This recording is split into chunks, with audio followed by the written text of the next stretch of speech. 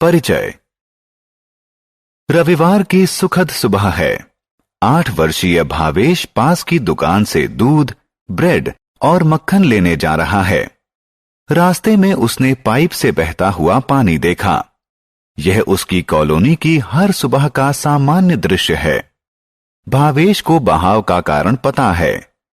पानी टंकी के भर जाने के बाद ऊपर से गिर रहा है। भावेश एक महत्वपूर्ण प्राकृतिक संसाधन के ऐसे अविवेकपूर्ण नुकसान से दुखी है। आइए प्राकृतिक संसाधनों और उनके महत्व के बारे में जानें।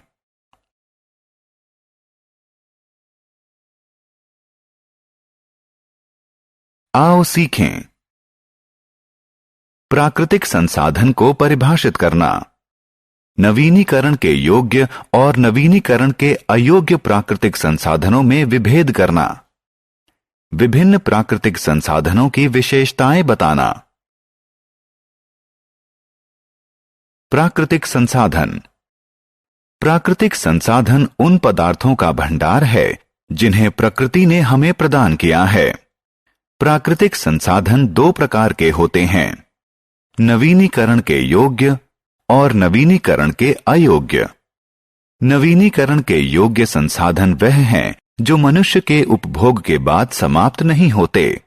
उनका पुनर्निर्माण हो सकता है और वो मनुष्य के सतत उपयोग के लिए उपलब्ध रहते हैं। उदाहरण स्वरूप सूर्य का प्रकाश, पानी, पेड़ इत्यादि नवीनीकरण के योग्य प्राकृतिक संसाधन हैं। जिन संसाधनों की आपूर्ति सीमित है वे नवीनीकरण के अयोग्य प्राकृतिक संसाधन हैं। इनका निर्माण होने में कई वर्ष लगते हैं। ये मनुष्य के सतत उपयोग से समाप्त हो जाते हैं। उदाहरण स्वरूप कोयला, भूतेल इत्यादि नवीनीकरण के अयोग्य प्राकृतिक संसाधन हैं। आइए अब कुछ प्राकृतिक संसाधनों के बारे में जानें। सूर्य का प्रकाश। सूर्य एक तारा है जो हमें ऊष्मा और प्रकाश देता है। यह एक महत्वपूर्ण प्राकृतिक संसाधन है। पादप सूर्य के प्रकाश का प्रयोग भोजन निर्माण में करते हैं। सूर्य के बिना पृथ्वी बहुत ही ठंडी, अंधेरी होगी और इस पर जीवन संभव नहीं होगा। वायु। वायु एक अन्य महत्वपूर्ण प्राकृतिक संसाधन है। वायु गैसों की सम्मिश्रण होती है। इसमें मुख्यतः नाइट्रोजन, ऑक्सीजन और कार्बन डाइऑक्साइड होती है। सभी सजीव प्राणियों के अस्तित्व के लिए ऑक्सीजन आवश्यक है। जल। पृथ्वी का 70% भाग जल से ढका हुआ है। जल भी एक आवश्यक प्राकृतिक संसाधन है। यह मनुष्यों, पशुओं और पादपों के जीवन के लिए आवश्यक है।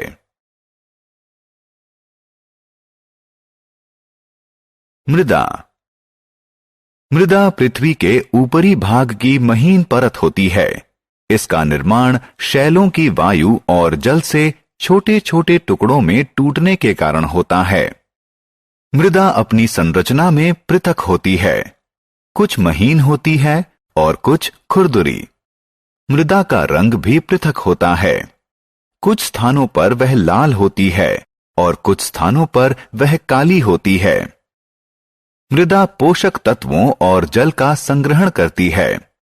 पादप मृदा से खनिज और जल प्राप्त करते हैं। इस प्रकार मृदा पादपों की वृद्धि के लिए माध्यम का कार्य करती है।